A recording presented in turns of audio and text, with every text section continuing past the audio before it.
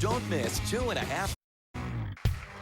From the heart of Broadway, across the nation and around the world, it's The Late Show with David Letterman. Tonight, from 2.5 Men, Jon Cryer. From Godzilla, Elizabeth Olsen. And music from Foster the People. Plus Paul Schaefer and the CBS Orchestra. I am Alan Coulter. And now, the Say Hey Kid, David Letterman.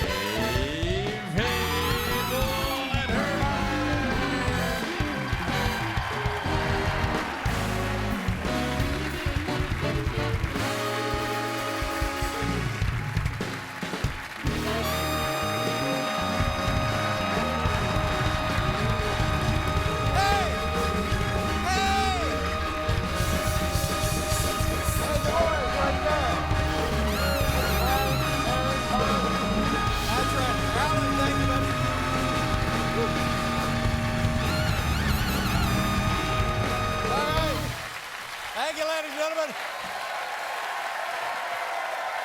Thank you so much.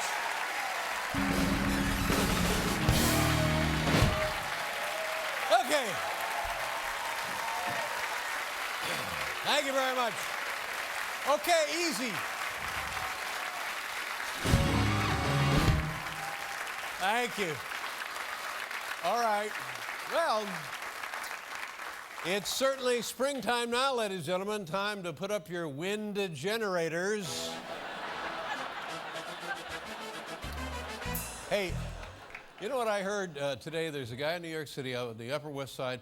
He is now the oldest man in the world. He's 111 years old, lives right here in New York City. Yeah, how about that? 111.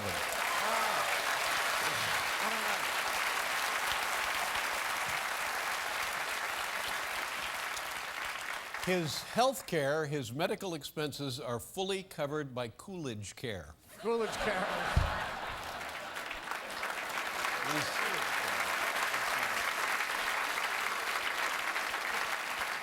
111 years old, all the guy can talk about is how he was pushed out by Kelly Ripa.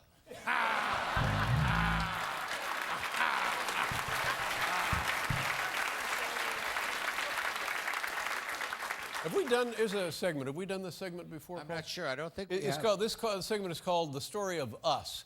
And I think it is contemplative, I think it is introspective, and I think it will cause rumination. Oh. It's called The Story of Us. Please enjoy. Police in Georgia are searching for a man who robbed a Waffle House with a pitchfork.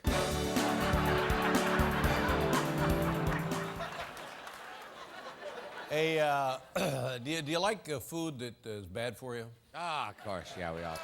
We all do. We love it. The United States is a fascinating civilization, a great republic, and it's, you know, used to make steel. This country made all the steel for the world. We provided, well, we don't make all of that. Japan now makes most of our steel. Yeah. Go to Pittsburgh, they're barely making steel. Go to Cleveland, they're not making steel. But here's what we do now. In Chicago, a restaurant came up with something called a wonut. A wonut. A wonut. You know what that is? It's a combination waffle and donut, ladies and gentlemen. That's what we make. They've been working on it at the University of Chicago for years. Yes. And it's a... walnut.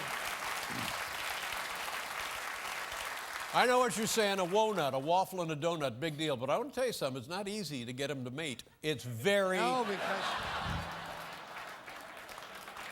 And you eat one of these things, you get a tulip. That's a combination of a tumor and a polyp. It's a tulip. Don't miss NBC's exclusive coverage of the 140th Kentucky Derby. What's happening here? Well, there's some kind of promo. Get that off of there. What? Who will win the most exciting 2 minutes in sports? Will it be Wildcat Red, Danza, or California Chrome? California Chrome won. It was on another network. Get that off of there. Find out Saturday, only on NBC. Well, this isn't NBC. Not even our network. For God's sakes, what Now is that? back to the Steve Harvey Show, I'm not, already in progress. I'm not Steve Harvey. Wait, Oh, wait, my you're not? God. a second. You're not? But speaking of the Kentucky Derby, did you see it? Yeah, of course. It's always very satisfying, the most exciting 2 minutes in sports. Guess who's here tonight in our balcony? Who? Kentucky Derby winner, California Chrome. Ladies Get and out. gentlemen, say hello. There he is up there.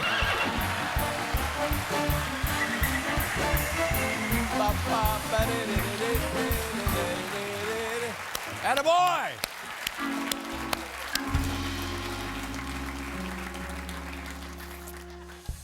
Well, how do you folks down here feel knowing there's a horse in the balcony?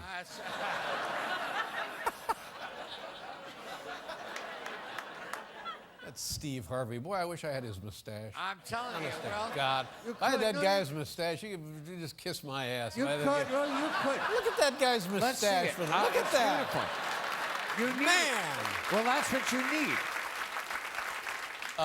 Kim Kardashian and Kanye West secretly married over the weekend in a very low-key private ceremony because when you think of Kim Kardashian, you think camera shy. Sure, bashful. but no, look,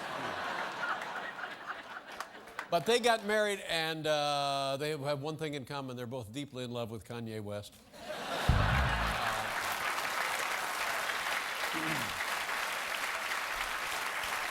What is the...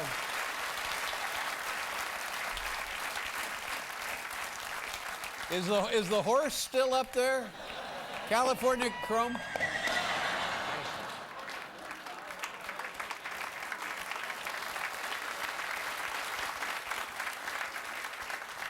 You know about the mess, the nonsense of the Los Angeles Clippers? You know about that stuff? You know the Donald Sterling, you know about that guy? you heard of him. And the league now, the owners are forcing him to sell his team, and he's saying he might not sell. That's what he's saying.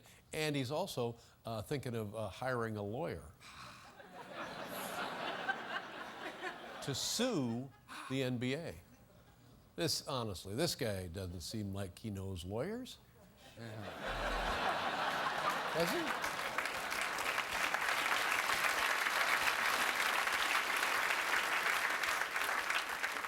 Doesn't seem like that kind of guy. Oh, no. It's another segment for you.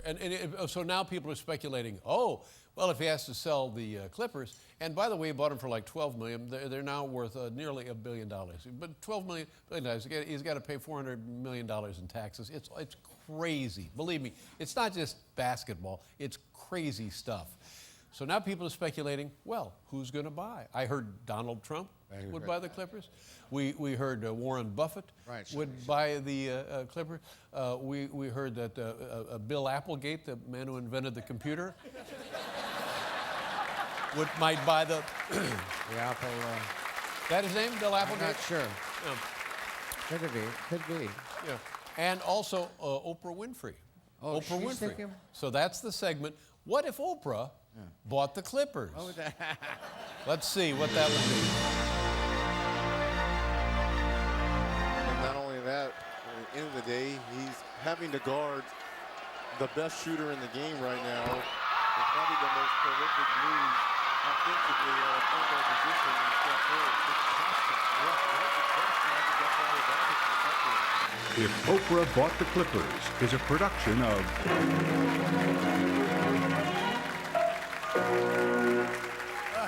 What if Paul bought the Clippers? What if Paul bought them? It would be nutty. Nuttier than you could possibly imagine. That's right. Ladies and gentlemen, on the program tonight, Jon Cryer. We'll be right back, I think. Kind of. We'll be here. Stay here for the top 10 ways to make bowling more exciting.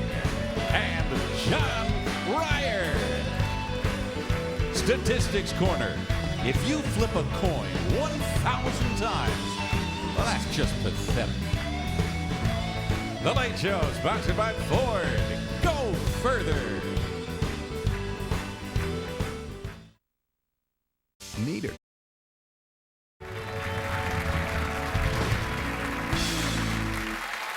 Ladies and gentlemen, the Kentucky Derby, the 104th running of the Kentucky Derby took place down at Churchill Downs. in Kentucky over the weekend, and we sent our Todd, our intern, Todd Seda, our young intern, likable young newcomer, Todd, down there to the Kentucky Derby. And Todd, come on out. Here he is, ladies and gentlemen, Todd.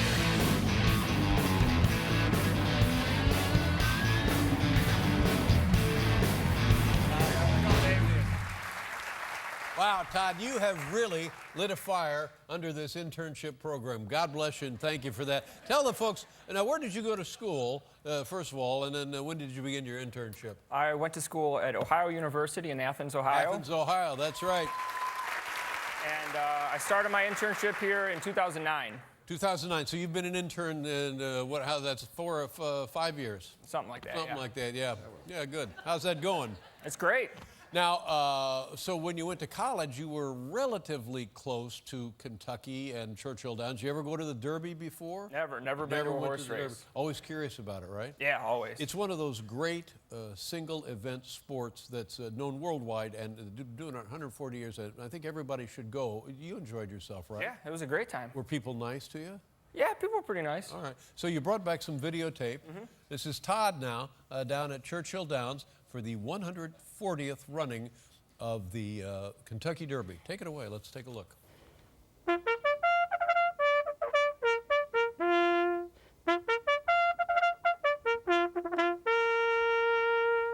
Hi, this is Todd, and I'm at Churchill Downs for the 140th running of the Kentucky Derby. Let's do this!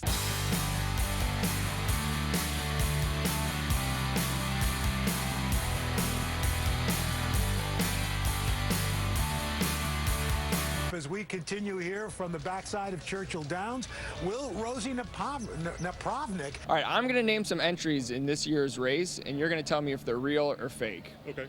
First one, Commanding Curve. Fake. Daddy's Got Gout. Real. Lazy Eye Larry. Fake. Four-Legged Pot Roast. Real. Strong Mandate. That's not real. Danza. Real. I think you got them every single one right. All right. Totally destroyed our bit.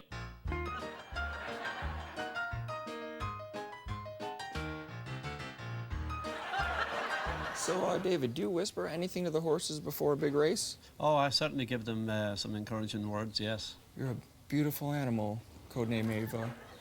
And always remember, it's not whether you win or lose. It's just about having a good time. I love you. Do you ever play pump-up music for the horses before a big race? No, I've never tried that. They're all, like, really freaked out by me, aren't they? Well, right now it's feeding time, and they're saying, let's feed me.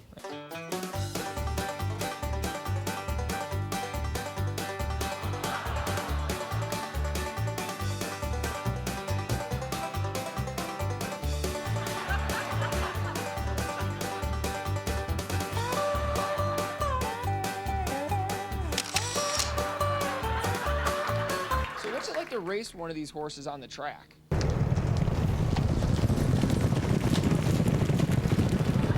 What's a good pre-race meal? Nothing. What have you eaten today? Nothing. Do you get tired of bouncing up and down on your nuts all day? Yeah, it really hurts. Now, Rick, you own several racehorses. If I was a racehorse, what would you name me? Excitable. All right. You were in the movie How Stella Got Her Groove Back, and I never finished watching it. How did Stella get her groove back? Oh, well, she fell for a young man, much like yourself. I think I'm in love with Angela Bassett. I sometimes do that when I don't like people's shoes. Me too. Would you mind singing Old Kentucky Home with me? The sun shines bright on my old Kentucky home, ebony and ivory. Can I put $2 on every single horse to win? They're off in the Kentucky Derby. All right. As they go to the backstretch, the pace is not fast. And California Chrome makes his move for the lead. California Chrome shines bright in the Kentucky Derby. I won! Congratulations. $7, all right. All right, man, cheers. Incredible. Yeah. Congratulations. Thank you. What are you going to do with that money? I'm probably going to buy some candy. I know, go crazy. Ladies and gentlemen, it's Todd the intern. Nice job, Todd. Thank you. Always a pleasure. We'll be right back with Jon Cryer, everybody.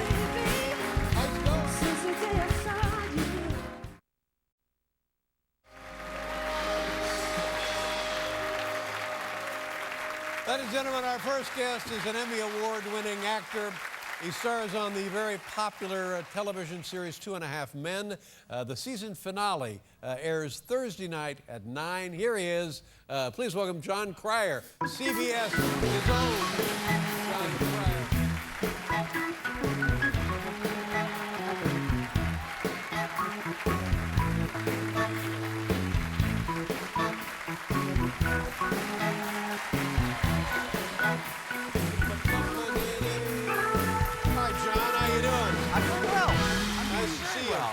Mentioned that the show is Thursday, the finale at 9 on CBS.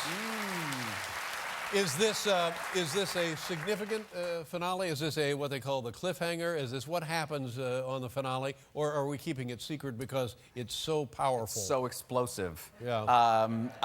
Well, Alan is getting married, and I imagine things won't go well. Yeah. Because that seems to be a running theme on the show. Yeah. And you're on the show undressed a lot, which when I was a kid, that was not legal. You couldn't be on a TV show naked. You're right. You're right. Why do they do that? Well, the show's been running 11 seasons now. I think that explains a lot of it. Is that clearly America wants to see. That's right. They've seen everything with clothes. Now they'd like to see it. They like to see the real thing. Exactly. This is spectacular. Sure, yes. but it's so much better. Exactly. Now I had a weird thing here because Dave, I was booked on the show back in April. This is when they asked me to come today, and literally the next day, you announced you were retiring. So I did not take that personally. Of course, I had a picture of the producer walking in and saying, "Okay, Dave, we got Cryer," and you said, "Aha, I'm done."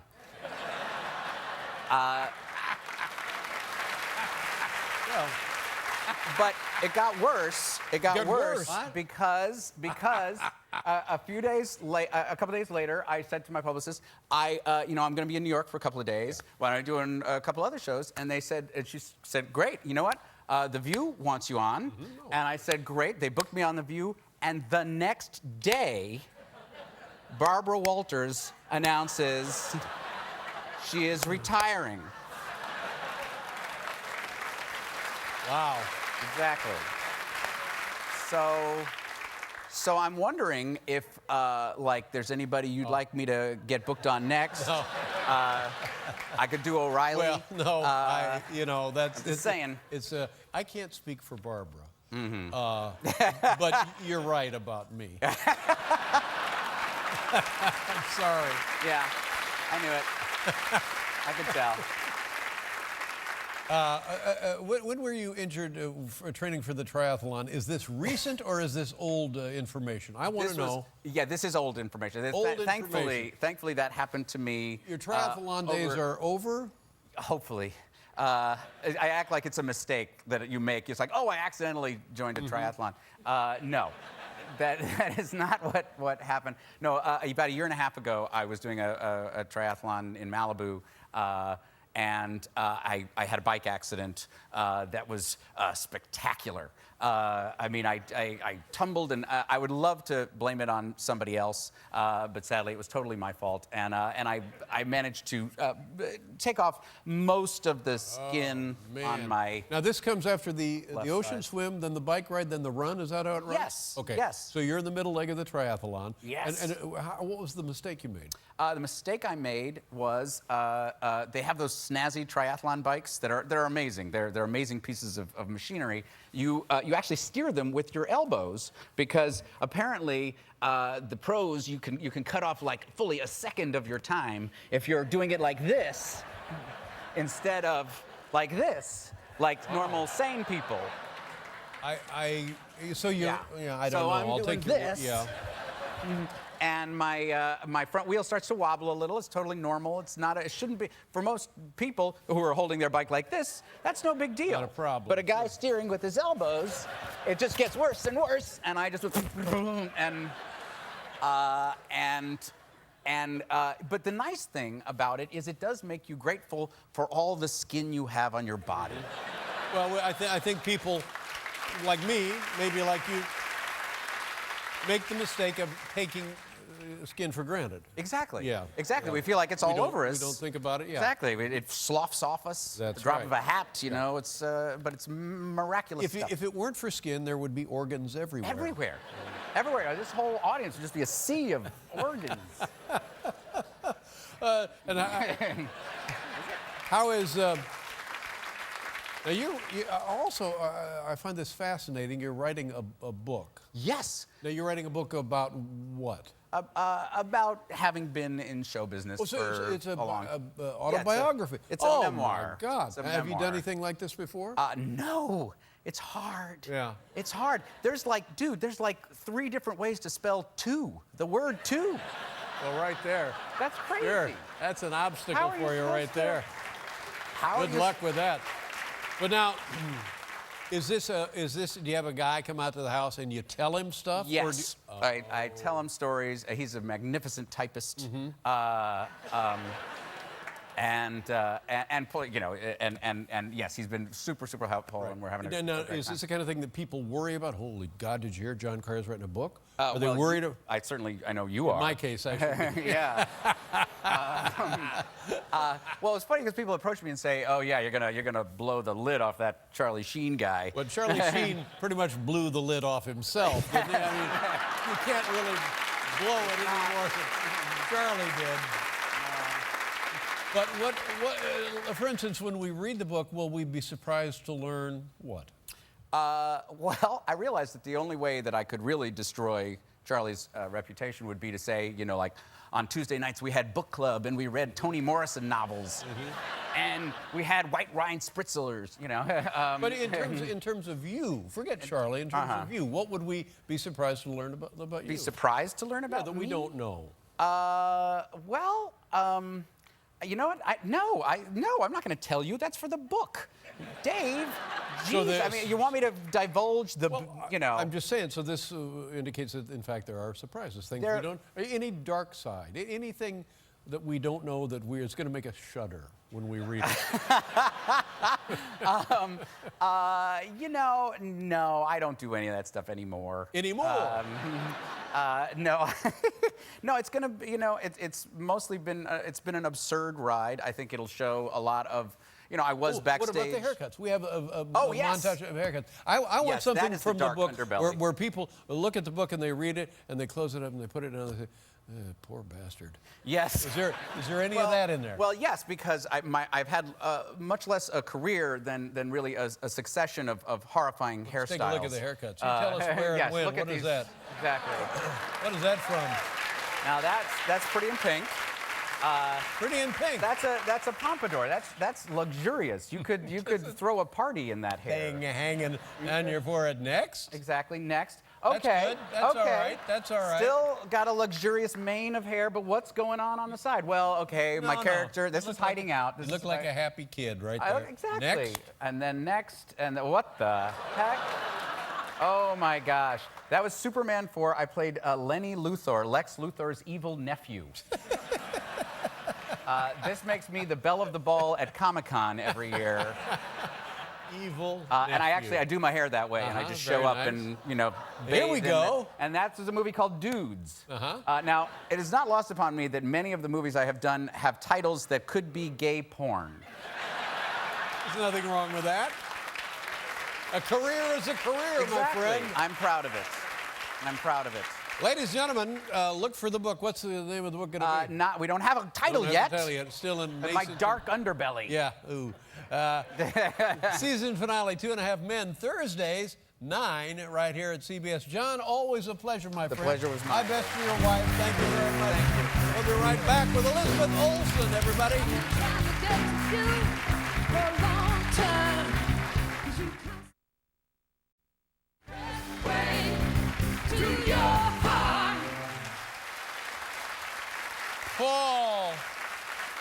Let's do the top 10, Paul.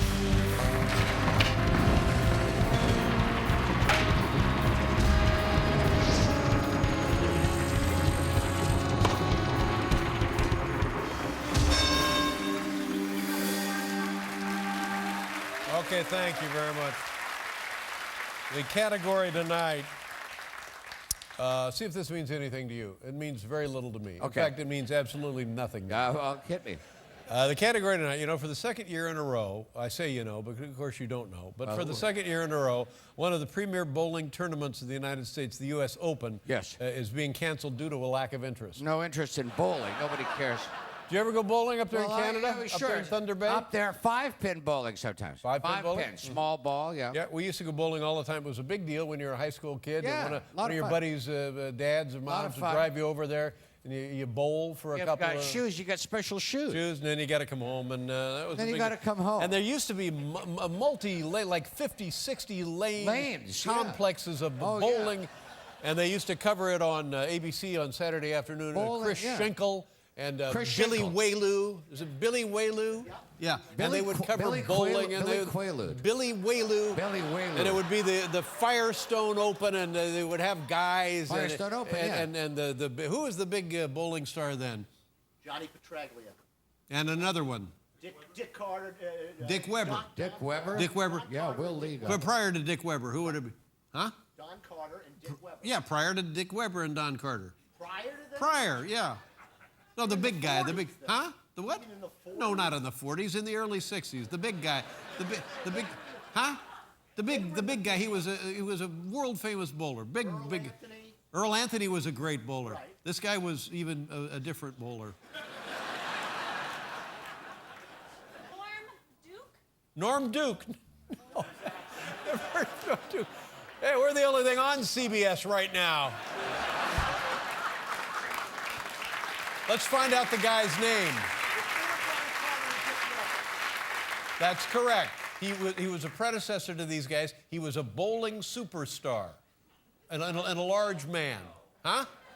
Carmen Salvino. Carmen Salvino. That's right. Well, Mel Carter.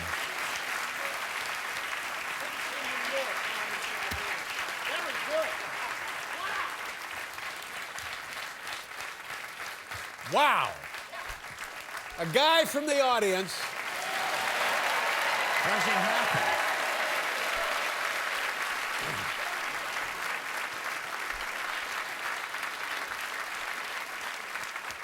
How much time did we waste, honestly? Before the 4 minutes. We don't have time for this, then, do we? I think we're fine. Let's don't do it. You can't beat the guy from the audience putting us out of our misery, screaming, Carmen Salvino. We'll be right back with Elizabeth Olsen, ladies and gentlemen.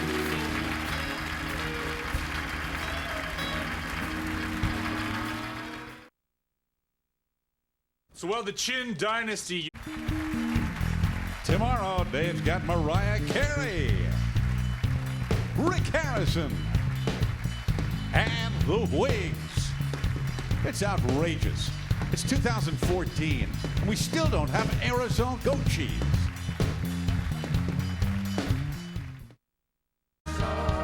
See.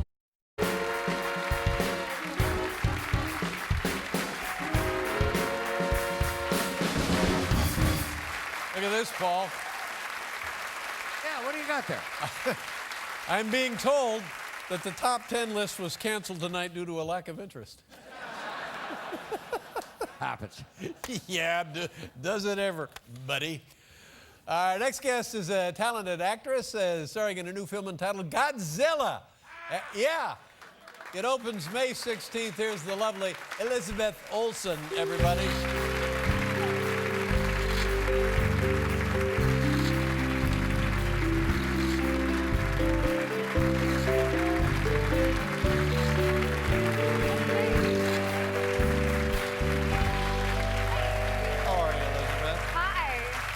Nice to meet you. It's nice to meet you too. You're an Olsen sister, but not one of the twins. We all know that. You know, I'm not a twin. Yeah, you're the younger of the group of sisters. And what are the group, yeah. What do they do? The twins now? They're multi-billionaires, aren't they? Don't they? They're fashion designers. Fashion designers. Yeah, And they is make this beautiful something that they clothes. designed here? No. No, but I was wearing something that they do design earlier today. Good. Yeah. And what was it like in the household? Because at a very early age, probably even before you were born, your older sisters were acting, weren't they? Yeah, I think they started about 9 months old, and so I mean, it never was anything weird because we never had there's never before. So I never felt like a weird kid or a special kid. It was just kind of how my family functioned. That was your normal, sure. Yeah. And it's because of that you also wanted to be an actress, or did that come later? When did that happen to you? I don't know when that happened. I think it started really when I was probably like 4 or 5 years old. I was raised with Frank Sinatra musicals, and I did camps every single summer. And I think I grew up with a group of really weird or creative kids, one or the other.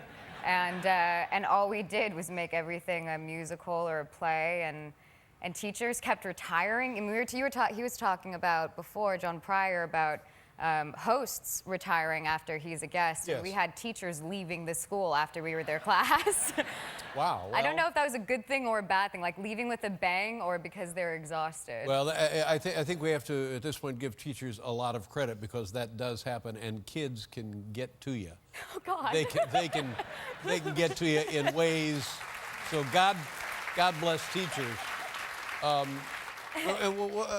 You're in this enormous Godzilla movie now. What can you tell us about Godzilla? What do you know about? Did you know anything about Godzilla before you made the movie? No, not really. Like, I knew that there was a Japanese film that Americans dubbed English, and I always thought that was kind of funny when people would be running and they'd be like, "Look, there's That's right. Godzilla." Yeah, the lip. And that's it would always be off for some yeah, reason. and that was all I really knew of it. And then this film really roots it back to the reason it was created, and a very much so political voice for Japan in 1954, post World War II, and it's going back to that kind of conspiracy theory. But it's so much fun, and I get to play a mother, and a wife, a military wife, and a nurse, and being like a good caretaker. And in the movie Godzilla, he's a lizard, a giant lizard, like a dinosaur. Yeah, a mixture of the two. Yeah. Yeah, I and think so. he's but what's the matter with him? You know what? Someone today asked me if he was a human, who would I compare him to? Right. And I think Lenny of Mice and Men. I think he doesn't recognize his own strength and that he only has good intentions. Only good intentions. Yeah. And is this a 3D IMAX feature? Yeah, I haven't seen it in that way yet. Well, that's the way to see it, for God's sakes. I mean, you've seen IMAX films. Yeah. Oh, that's sensational. Yeah, 3D used to give me a headache, but I think they figured something out somewhere where it's actually, really, really fun and not so harmful for your eyes. No, it is. It's still harmful. You still get headaches, and you'll end up being cross-eyed if you go to too many 3D movies. No, not this one. But now, and I talk to actors and actresses about this all the time. Do you have scenes alone with Godzilla? I do. I do. Not alone, with about 300 plus other people running. Okay, so Godzilla is not really there. No. So what do you do? What does the director says, okay, listen to me, everybody, and then what happens? Well, we were in downtown Vancouver shooting, and Vancouver. Don't you love Vancouver? yeah. Well, when it's like, Vancouver's beautiful, but when you are on set and it's like, maybe 50 degrees and you have like pouring movie rain, you have a different, it does something different for you. But there would be 300 of us. We're supposed to be looking at one building. They're supposed to be looking at another building, and I found out while doing, press with other actors that the director created like a massive sound system for a giant roar when people were working, and I never got that. I got someone on a megaphone saying, Monster 1, Monster 2, and then, and then Lizzie, and then you turn around and you're like, oh, that's my reaction shot. And it was much more technical than I thought it would be. So we know there's more than one Godzilla, is that right? There are monsters. Monsters. It is a world where monsters exist. Now, but But in terms of acting, it must be somehow different to act like that than if you're acting with your husband or your child in the film. Yeah. It is a new skill to learn. I think some actors... Everything's changing. Yeah, I think some actors have really learned how to do it. It's fun. You kind of, you know, you're kind of back to playing make-believe. You know, when I was torturing my teachers before they needed to retire, it was kind of back to those make-believe games. What do you do besides make the movies? Working on that. I read a lot of Martha Stewart for inspiration of what to do, but I am limited by my my Brooklyn apartment, and I would love to garden, but that's not possible. Why not? You don't have the time? I don't have the time. I'm never in the same place more than once, and I don't have the space. But I host a lot. I cook a lot. Functions, people come over. Yeah. You go out. You like to go out to dinner. I do, but I also love cooking for a group of people. Cooking for it's a lot. Yeah. Do you do recreational sports activities, anything like that? You know what? No, I don't play recreational sports. I should join a league, possibly. Do you like to go bowling? I'm a terrible bowler. Well, let's take a look at a clip here. This is Godzilla. It opens May 16th, and you know what this is going to be, Elizabeth? Yes, I have been separated from my husband, who works in the Navy and is trying to make his way back home, and it's my first time getting to communicate with him, and I haven't been able to talk to him for a few days. You have green eyes. I do, yeah. That's amazing. You have beautiful eyes. Thank Lovely. you so much. Wow. Okay, so here we are. We'll take a look at the scene from Godzilla. Watch this.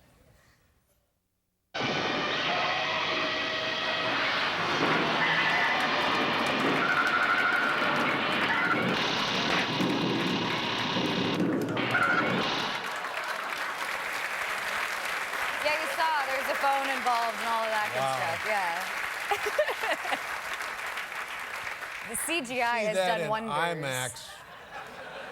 Let's try it again. Here's Godzilla opening May 16th. You know, I've been calling you everywhere. Are you okay? Yeah, I'm fine. I've got Sam with me. And great, because I was thinking, I want to get you. I can't believe this is happening. Ford, are you okay? Are you doing okay? I'm okay. Elle, please don't worry. Baby, I'm so scared right now. I know. I'm gonna be at the hospital by sunrise. Then I'm gonna get you and Sam out. Okay. The military has a plan to deal with these things. I'm gonna get you both, okay? Okay. Can you please just hurry? I will. Elle, I just want you to know that I love you. I love you too. Just be safe. Godzilla. Godzilla. Oh, it's lovely to meet you. It's nice to meet you too. I'm happy I got to be on the show. Well, I'm happy that you're here as well, and I hope you will come back. Yeah. And Godzilla, you can see it May 16th, going to be an enormous success, and good luck in your life and your career. We'll be right back with Foster the People, ladies and gentlemen.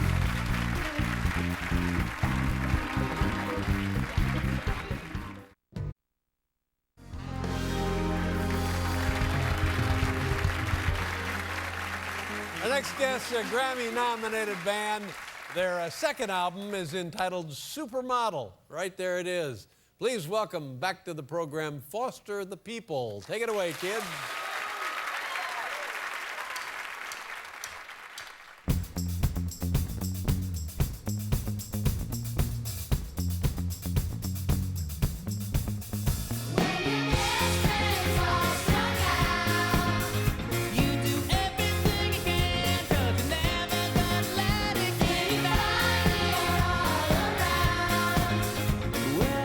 It comes in waves, but it's hardest from the start.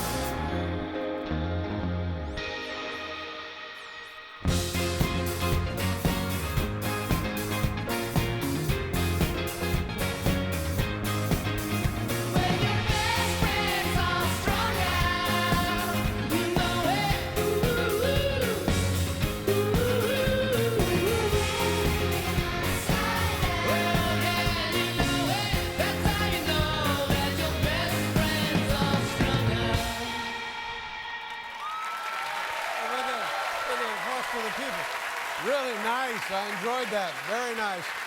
Good job, sir. Good to see you. Thank you for being here again. Thank you, kids. Look at the kids, everybody. That's great.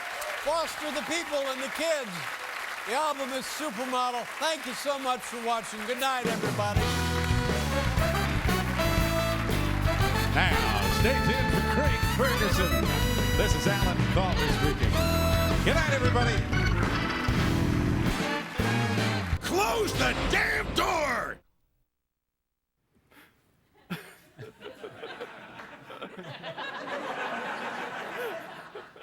Can you guess where these gentlemen are from? Do you know? Where? Well, they say they're from Switzerland, but I don't know if that's true. Go and check them out.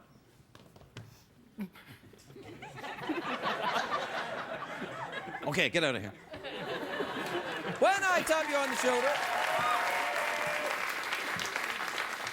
please state your name and where you're from. Manuel, Switzerland. Manuel from Switzerland, and? Kevin, Switzerland.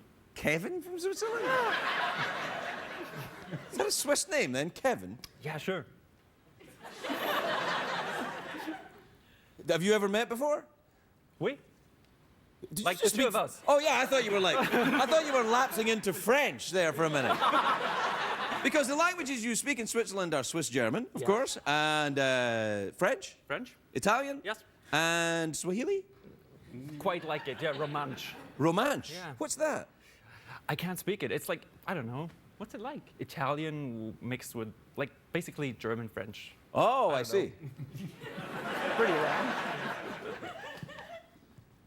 Yeah. All right. So what are you gentlemen doing here in Los Angeles, where we are right now? We're on vacation. You're on vacation together? Yes, together. You a couple? Yeah. Yeah. Good for you. Hey, don't, how patronizing!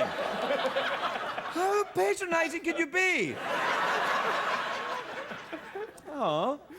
Well, that's lovely. And you're going around seeing the sights of Los Angeles? That can be done in an afternoon, quite frankly. Yeah, we did that. Yeah. Have you been to anywhere else exciting? Vegas, perhaps? Not yet. We're going there. Oh, right. Well, you'll enjoy that. Do you enjoy mindless alcoholism? Yeah, sure. Who doesn't? Well, you don't. I enjoyed it sometimes. Anyway, I'm going to ask you a question. And if you get the answer to this question correct, CBS, in their munificent generosity, will send you to a fantastic restaurant, which will be? Master Steakhouse, where you can enjoy. See, Americans have heard of it. They're like, whoa! Do you enjoy steak? Yes. Okay, oh, right. Oh, well, I don't know. You could be vegetarians. You look quite hipstery. Got a blue belt on, for heaven's sake.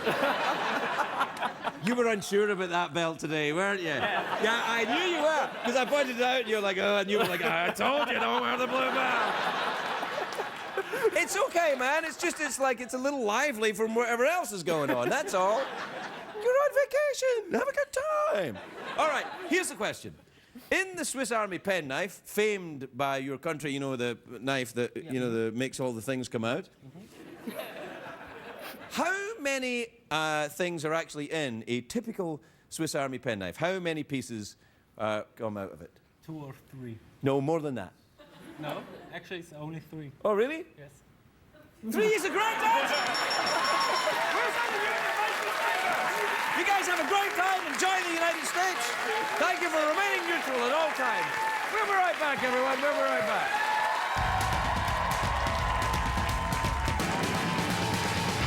It's hard to stay up, it's been a long, long day, and you got the Sandman at the door. But hang on, leave the TV on, and let's do it anyway. It's okay, you can always sleep through work tomorrow, okay? Hey, hey, tomorrow's just your future yesterday.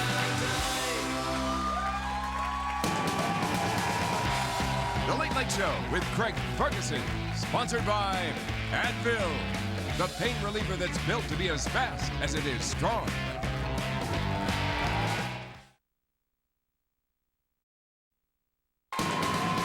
Ladies and Ferguson.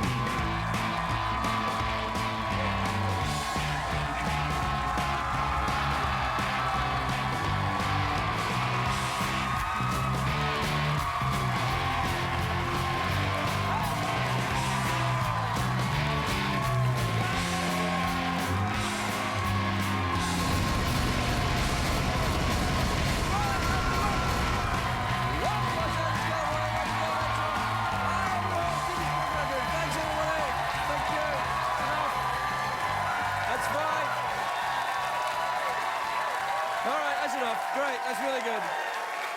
Really good, everybody. I used to think the audience was happy to see me. Now I know, because I got here a little bit early. I heard the warm-up comedian. We call him a comedian. He's not really a comedian. Not really a No, comedian. he's not. And I heard him, and I realized they're not happy to see me. They're just happy that it's over with them. Right. But did you hear what he was talking about? He was something about the guy who founded Boston? Yeah, right, yeah. Talking about? I mean, that material's too old even for me. I don't understand. I can't understand you, and I really can't understand him. Yeah, that's right. that's right. I can't understand him, and he was born in America. I know. He's like, what is that? That's something Macarena. I didn't really get it. That's the one, yeah. It's a great day for America, everybody.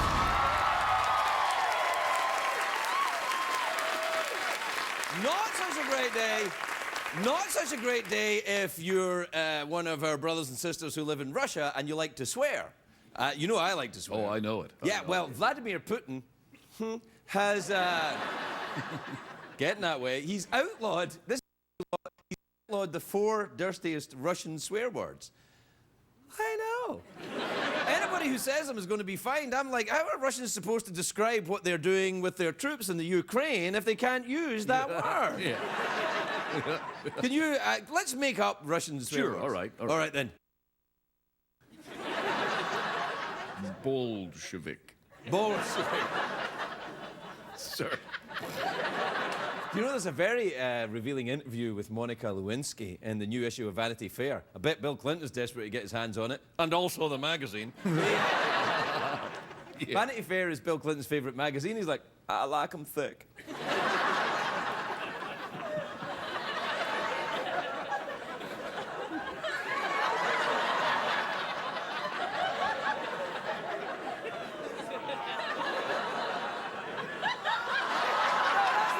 Perfume samples that they have. You know the White House has released an 800-page report on climate change that says humans are destroying the environment? You know what I think is destroying the environment? 800-page reports. Can't you just tweet your response? OMG, Earth too warm, hashtag YOLO.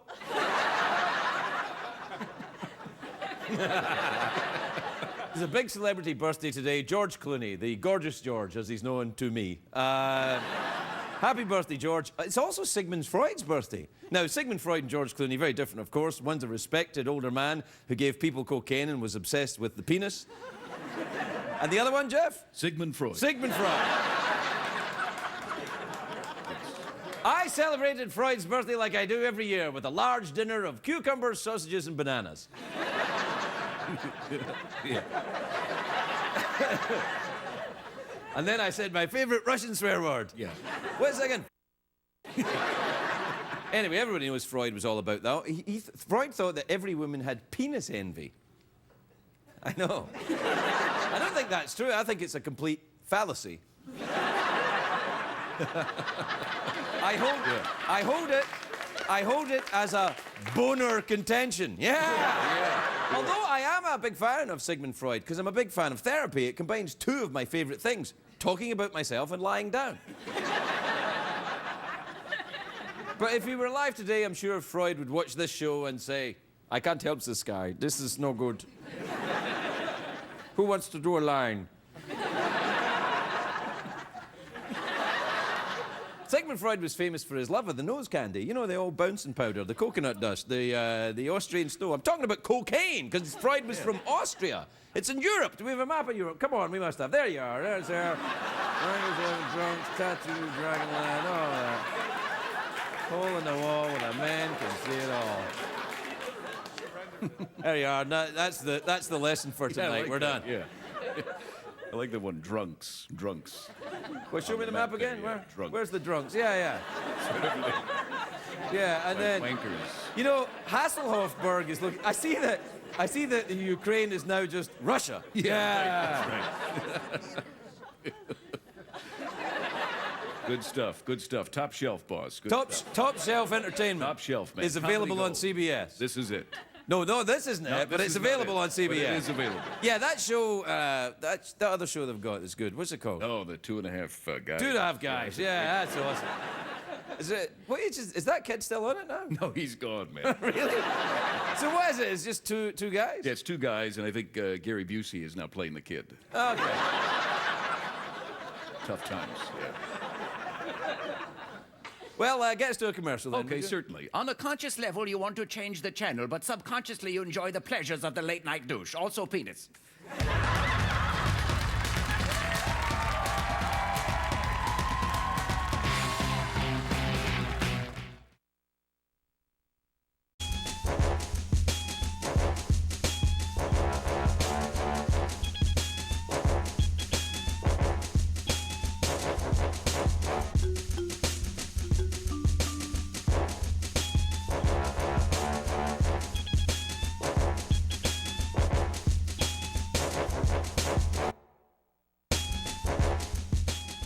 Hey LA, I'm Erica Olsen, and we're looking for the inside scoop on San Diego and SeaWorld.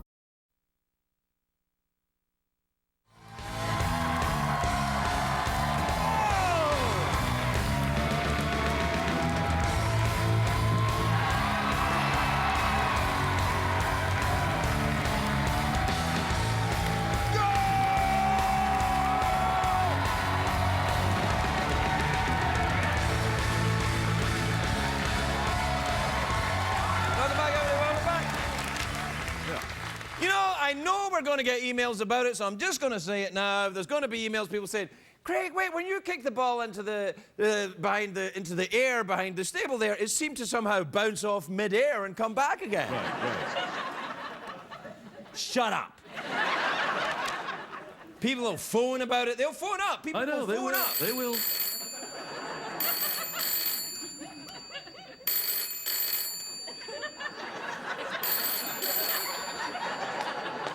Hello? Hello, Craig. It is Sigmund Freud. Sigmund Freud, calling from beyond the grave. Yes, why are you speaking like that? Well, you've been dead for a long time. Beyond the grave. Yes, I hear this, Craig. I want to talk about the goal there. That was not really a goal.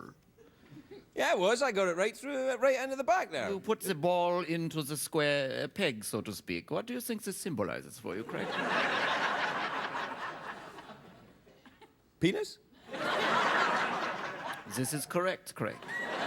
Well, thanks for the call. And you'll be able to meet both of your friends at Mastro's Steakhouse. Oh, this is wonderful. I love that place. They have great food. It's great food. And Yeah, thank you. Get the coleslaw. Oh, yeah, I will. Can I bring a friend? Sure. Okay. Wow. What time is it, Jeffrey Peters? It's tweet mail time. Time to take advice from a man who is even now imagining sausages, cucumbers, and bananas. Do we have any music for sausages, cucumbers, and bananas? All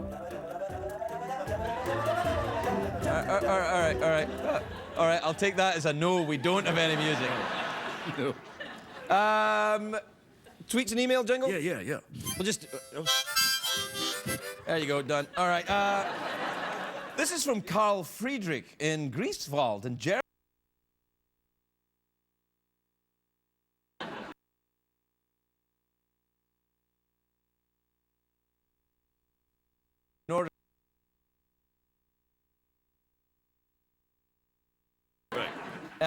We speak in a sort of World War II Nazi accent, and that seems to do the trick. Yeah, they really love when you do this, yeah. People in Germany are so happy when we do this.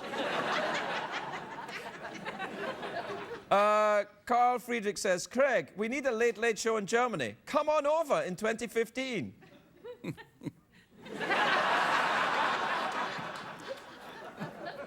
Nice try. Yeah. This is from Diane in Culver City, California. You ever been there? Culver City, yeah, beautiful Culver town. City, that's the, you know why it's named Culver City? It was founded by Mad Jack Culver. Mad Jack Culver. Mad Jack Culver, who went over there. He arrived here on a covered wagon from Detroit. Detroit, Mad Jack Culver from Detroit. That's right. And he said, and then they said, Jack, what are you going to call this part of town? And he went, Culver City. Mad Jack Culver. That's why they called him Mad Jack. Right, because he was here. Oh, man. Hello? It's Mad Jack Culver. What? I heard you talking about my city. Sorry about that. You all right? Do you want to take a drink of water, Mad Jack? I got a little too mad there. A little too mad. Well, thanks for calling from beyond the grave. Hey, can I go to Mastro's too? Yeah, sure. You'll be having dinner with two lovely Swiss gentlemen, Sigmund Freud and whoever he's taking. And are you taking anyone? Sure, I'll take my friend Bob. It's turning into a bit of a kind of thing, this, isn't it? Yeah, no, Bob, my buddy Bob. He's crazy Bob. Coleslaw.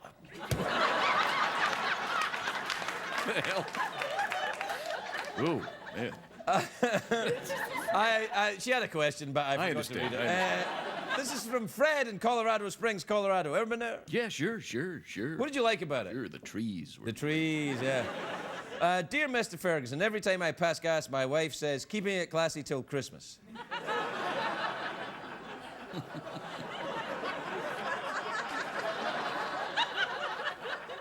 Thanks.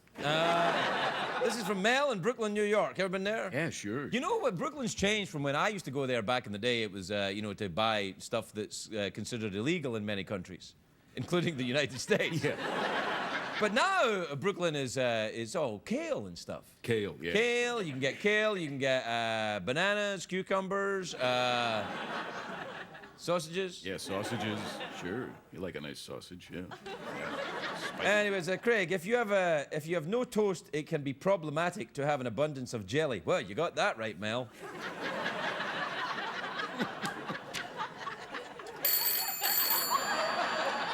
Hello? Hello, it's Robert De Niro.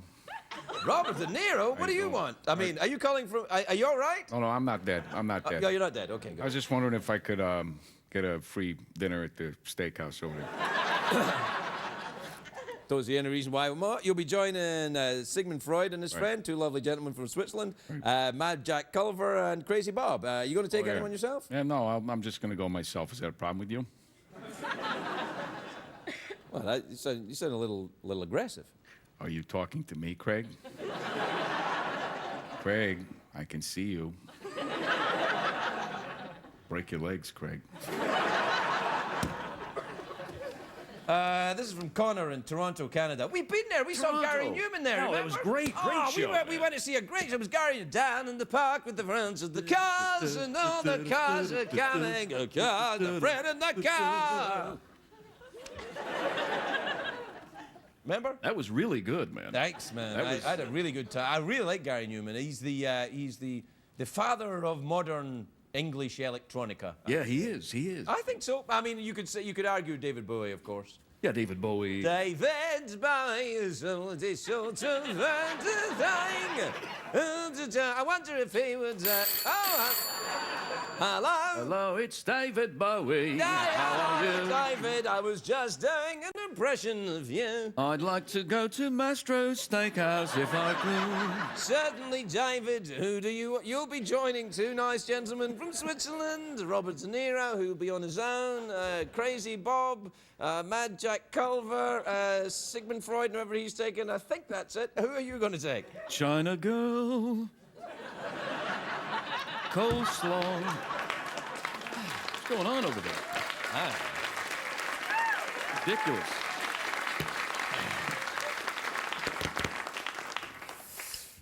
Recess.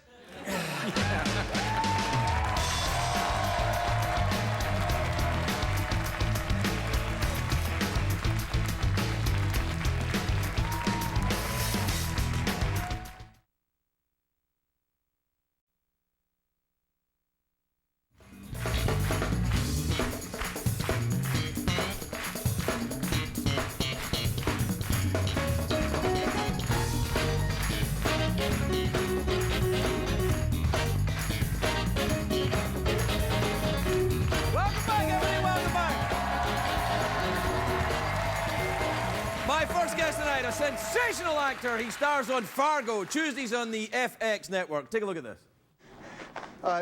Turn around and put your hands on your head. What's this all about, officer? You know what this is about. Okay, put your left hand around your, the back of your... Yeah. Okay. Now the other one, slowly.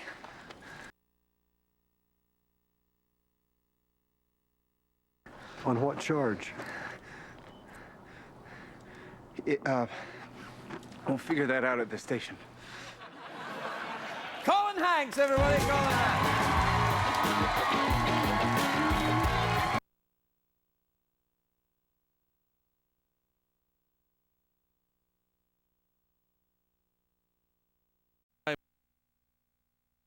You know, for someone that has absolutely no athletic talent like myself, I follow a lot of sports. Really? I mean, you never played hockey? Because you are crazy. You always tweet about the hockey, and you're like, oh, hockey's so... No, I'm very big on it, and I'm very big on baseball. The San Francisco Giants are my big team. But no, I was never... I went to a very small high school. How small? Like bigger than this? About that size. About that size. Right. I had maybe 30 people in my graduating class. What? Yeah. And so basically they were just clamoring for, you know, people to fill out the sports team. So I was the backup goaltender for the soccer team. Which basically meant I never played. Yeah. I was going to say, a backup goalie in a soccer team is not a position where you're going to, you know, the phone's going to ring. No, really. I was pretty much, I was voted most inspirational 2 years. That's nice. Because I was just good at the rah-rahs, you know. Give me a good, like, speech to give, like a good motivational speech. Well, then you're that's you know. Do that. Yeah. I mean, I wear makeup for a living. You were acting well. That Billy Bob Thornton, he's a bad one. He should be arrested right away. Just no cause, just straight to jail. It looked quite cold. Freezing. Yeah. Freezing cold. We shot in Calgary, where they play hockey. Oh, yeah. Yeah, it was incredibly cold. There was one day, I was not filming the day that this happened, but there was one day they canceled filming, which is very rare. Very expensive. You can't do that. Very expensive, but it was, with the wind chill, it was minus 45 degrees. Canadian, but Canadians are like, oh, it's nice outside, eh? They're like, they just use their body hair and walk around in it. I guess maybe we could get out the long johns, maybe, eh? Oh, well, maybe just a little bit, but I don't know. Don't want to look like you're from out of town. Exactly. Yeah. But no, I mean, it was so cold. I mean, everything was cold. I mean, that scene that we shot was incredibly cold. You really wanted, the biggest goal was like, can we get this done in one take? Because this is so freezing, I don't want to be here. When the camera guys would wrap the cameras in electric blankets so that they could still work. That's adorable. Yeah. That's really very nice. Now, are you going to go? Are you going to go to the games? I can't go to any of the games. You can't? No, it's really strange. So we have an event. Yeah, we've got to do that event. We've got to do an event on Thursday. Why are we doing this event? Why are we doing the event for the American Red Cross? Because and for our wives. Yeah, and for our wives. And for our wives. Who make us do it. Yes. Exactly. And also, it's for the American Red Cross. It's a great organization. It's a great organization. Seriously, who's going to say anything bad about the American Red Cross? Al-Qaeda, maybe. And even then, they'd be like, actually, you know, they're pretty good. Come on. Exactly. But no, I've got an event there. I had a dinner the other night. The Kings are playing the Anaheim Ducks. The Ducks, yeah, the California playoffs. All of the games are here in Southern California. I have things that I'm going to every single game. Well, can't you? I mean, won't you bring some kind of computer device along? No, because Thursday is also our wedding anniversary. Me and my wife. Wait, don't. Oh, you know they. You don't know how you don't know if it's going well. Yeah. I mean, it is. Don't get me wrong. It's fine. It's fine. It is. It's going well, I think. We'll wait and see. But yeah, so we got that event, and it's the anniversary. So clearly, like, that would be the, having the phone out like this throughout the course of the evening would be a bad call. It would just make you look like everyone else in L.A., man. Yeah, that's true. I mean, it's got to be tricky. So you have to avoid the score on the way Got to home. avoid the scores. And then you'll watch it on the. I'll watch it home. On Right. I'll baboop it. Oh, you'll baboop through the things? Yeah, that's what I call it. Like, remember did you have TiVo when it started? Yes. TiVo had that great sound of boop, boop, boop, boop, boop, boop. Yeah. So for me, in our house, we just say, oh, well, baboop it. Well, and I still call it TiVo even though it's not TiVo Yeah, anymore. no, I don't have, I mean, I just now they all have like the DVRs, but for me, it's still, What do you watch apart from the sports on TV? Do you enjoy Foyle's War? Foyle's It's my new obsession. It's a British TV show, a detective series set during the Second World War. It's sensational. Oh, it's a detective, and he's like, "You've been very naughty, and you're all going to jail." Does he know why he's arrested? Yeah, he solves the case. He doesn't just walk up to random people and send them to jail. That's what they were fighting against. Yeah, but no, it's just a fantastic. It's like Downton Abbey, but with crimes. Ooh. Yeah. With crimes. And not set in the same time period. Well, it's similar accents, though. Yeah, similar accents. Similar accents. I've heard of it. I haven't seen it. I think you'd enjoy it immensely. I might have it on DVD. Well, yeah, you can get it on DVD or on the. Can I say Netflix? Yeah, there you are. Then Netflix. If you can, we'll just baboop it. Yeah, you can baboop it. You might want to baboop. We're taking a commercial break. We'll be right back with Colin Axe.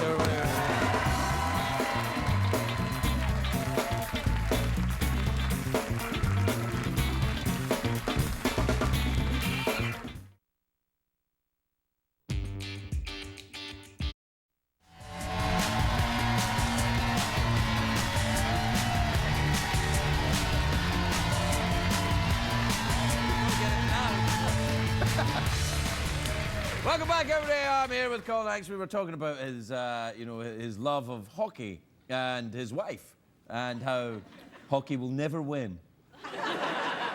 No, but I mean it's fair. To be fair to her, she is very supportive of my hockey my hockey fanaticism. She's here, isn't she? No, she's not. Oh, really? She's not. No. She was going to come, but she's not. So I feel like I can say this now.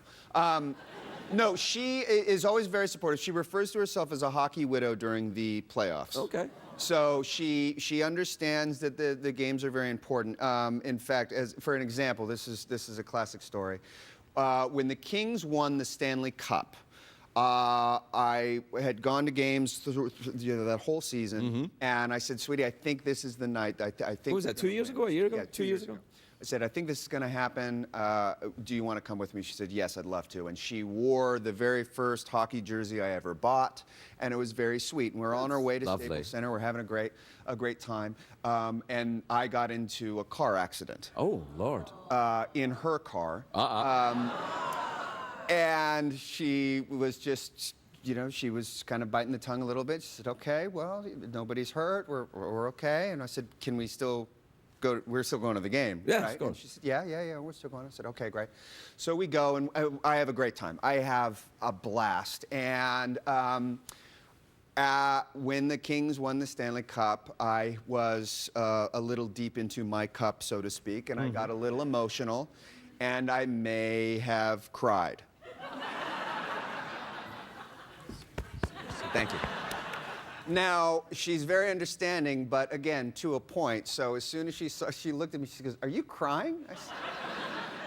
And I said, maybe. And she said, hold on, let me get a photo of this. And then just took photos of me crying and sent them out to all of my friends saying, get a load of this guy. Gotta marry a woman like that. That's awesome. Gotta. Well, we're out of time. We're gonna end on that note. Yeah. Well, yeah. He cries. Yeah. Well, that's good though. It shows you're sensitive. You enjoy sports, but you're still not afraid to cry. She's supportive. Vulnerable masculine. Yes, exactly. She enjoyed it. Where did you get this mug? Oh, it's a Freudian thing. Oh, okay. That looks. You like that, don't you? I kind of do. Mm-hmm. Can I have a sip? What do you got in there? No, you cannot. No? You got one of your own over there. Yeah, it's smaller.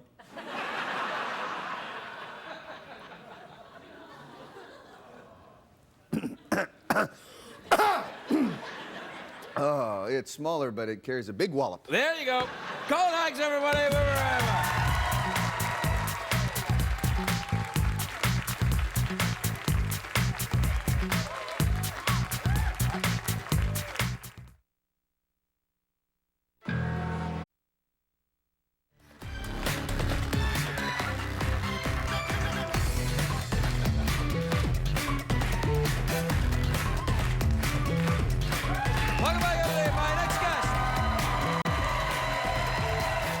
next guest, the very talented writer and director. His latest film, The Double, appears in theaters on Friday. Take a look at this.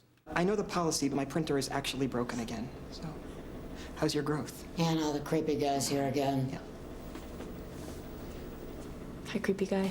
Hey, Hannah. I was just telling your colleague that I know the policy, but my printer is actually broken again. Oh, I thought that you fixed it with elbow grease. Yes. Do you want me to call someone up to fix it? What's your desk number? Hi. I'm just Oh, no, no, somebody's no, no, printer's broken. no, I actually need the copy pretty urgently. Yeah. It's a report of special importance to the Colonel. He's taken a particular interest in my findings lately. Well, I haven't actually met him in person, but I think he knows a lot about my work, so maybe I'll just... Oh, that reminds me.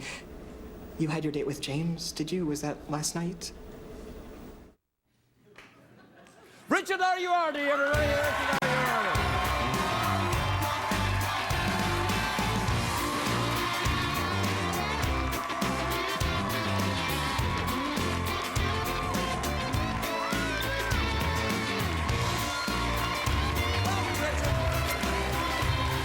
Welcome. Very nice to see you. Thank you for having. Really? Okay. Yeah. Hey, first of all, congratulations on the film, and also, I think you're going to have to. The choice of clips seemed a little. Yeah. Yeah. I don't really know what's going on there. That didn't help anyone. Well, not really. Well, no. Yes. Well, Jesse Eisenberg. Right. Recognized him. Okay. He plays two characters in the film. Uh-oh. And. Well, I can't really say that, spoiling the plot. I've just realised. Then don't. It's all right. Essentially, it's like Avatar. If you like that... Right, got it. If you like Avatar, you're going to like this film. If you like The Godfather, just go. Right, great. Got it. Yeah. Would you like to talk about the plot of another film? Yeah. Perhaps a film you've seen that you enjoyed? Well, The Godfather's good. Godfather is good, yeah. Pretty good. Yeah, yeah. I watched The Godfather 2 recently. I really enjoyed it. I mean, good. I've seen it many times, of course, but every time it's on cable, I'm like, it's Fredo. Yeah. Yeah. Pretty good. It's very frightening. You seem to be slightly English in your accent. I am almost totally English in my accent. Which part of England are you from? I'm from London. I live in London. Have you seen it? I've been there. I used to live there, actually. Well, get out. Yeah. I've never met anyone who lived there? Yes, yes. I lived there. I lived in Islington. This is amazing. Mm-hmm. It's a very nice place, Islington. It is now. Oh, come on now. I was born in Elephant and Castle. Uh-oh. Yeah. That's that's still salt of the earth, you know. It's still tough. Yeah, it's very. It's not so ideal. Yes, it's. You still live there? Well, this is the thing. For a while, I lived in this place, and there's kind of the Times newspaper. Yes. You have papers here. Not anymore. No. No. It's all online. It's all tweets all now. Online. Yeah. So anyway, hashtag. So. Is that this show? It is. Yeah. There we go. It's fine. There was a picture of a house, and it said, "Is this the worst place to live in England?" And it was 6 doors down from where I lived. So I lived on the A40. Do you know that? Yes, it's a road. Yes. Yeah, and I got asthma from living in this place. Oh, good Lord! And when we moved, did you have to clean chimneys as a child or anything? Yeah. It was much like the life of Dick Van Dyke. and when we moved, there was a black ring around all of our possessions. You couldn't hear your phone ring in this house. Good Lord! Nice. Well, you don't. Well, where do you live now? We still live there. Okay. Yeah. We moved back in because there's something about the atmosphere that it was carbon monoxide, but we like. Well, I don't know. It sounds. How's your asthma now? You all right? Do you have to have one of those things? Yeah, which is a really erotic sight. So yeah, only if I want to.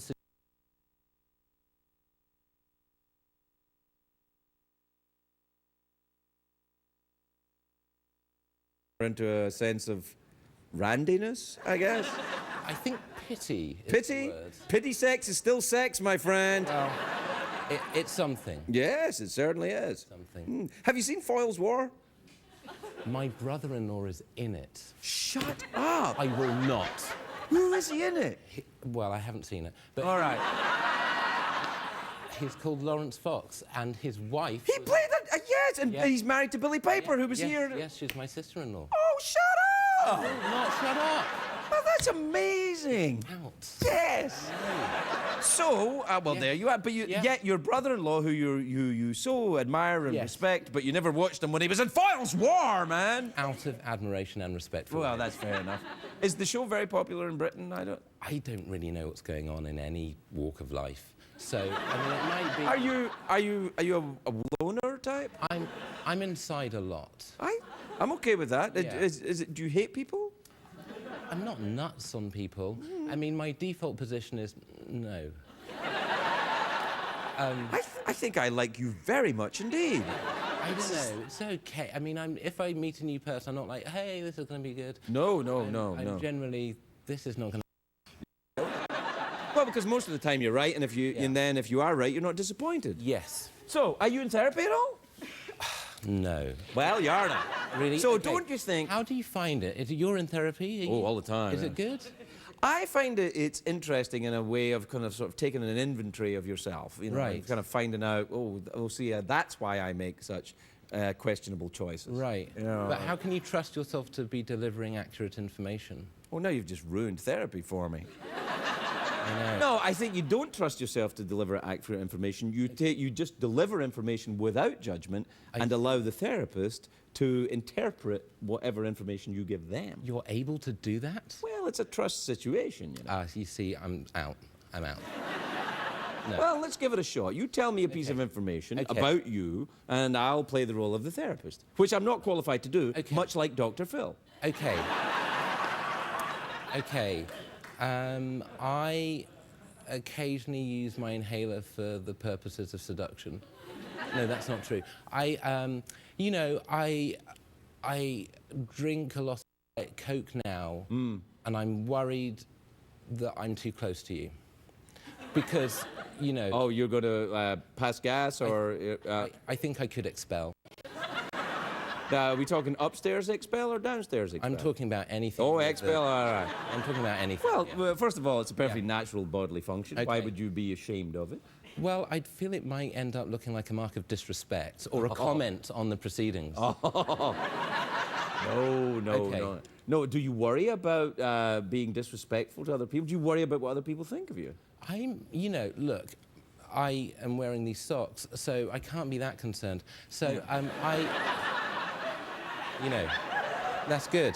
That looks like an exact replica of the carpet from The Shining. Yeah. Good. Well spotted. Yeah. Yeah, it actually is. And they're tights. Oh, good. Yeah, That's good. They go all the way up. All to the way your neck. up, yeah, about here. Yeah, that's good. So then there's a little strap, little spaghetti strap over the top. And you can go right in the ocean. Yeah. So, well, I don't know that I'm that worried about what people think about me. Maybe a little bit. Maybe people you admire. That usually is the thing. If you admire someone, you want them to like you, perhaps? I would hope that they wouldn't, otherwise I'd have to stop admiring them. I see.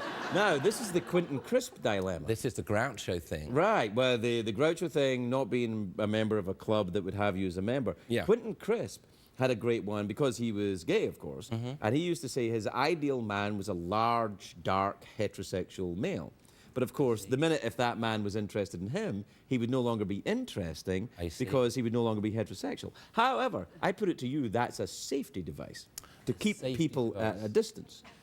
Well, I don't know that it is more than a disagreement over their assessment of my abilities, which would call into question their actual greatness. I doubt it. I think it's to do with fear. Really? Of what? Mice. Okay. I am afraid of mice. And that'll be $100. Thank you. That's good. I'm afraid of them. Good. And that's why you should be in therapy. That's why I should be in therapy. Yeah. Or I could, just speak to someone I know about this. Well, there's that too, I suppose, yeah. But, it seems good. You like it? Yeah, I enjoy it, it's okay. Passes the time. Yeah. Me out of the house? Yeah. We're out of time, actually. Well, we're always out of time. Always. Well, time's always gone, I guess. Well, the minute you say it. I know. It's already in the past, and we're dying now. 7th of July is going to be good, though. Oh, come on. I think we're dying now is exactly what you want to go to a break on.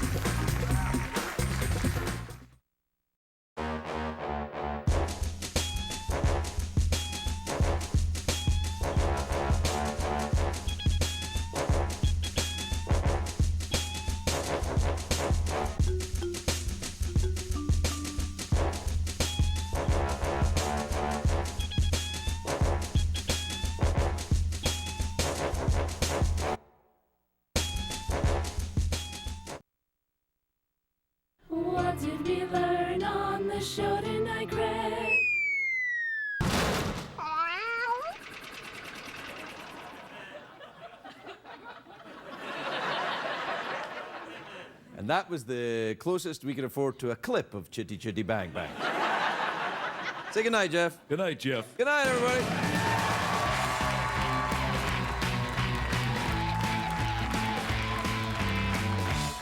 It's Empire Today's biggest sale, the 50-50-50 sale. 50% off carpet, 50% off padding and materials, and 50% off installation. That's right.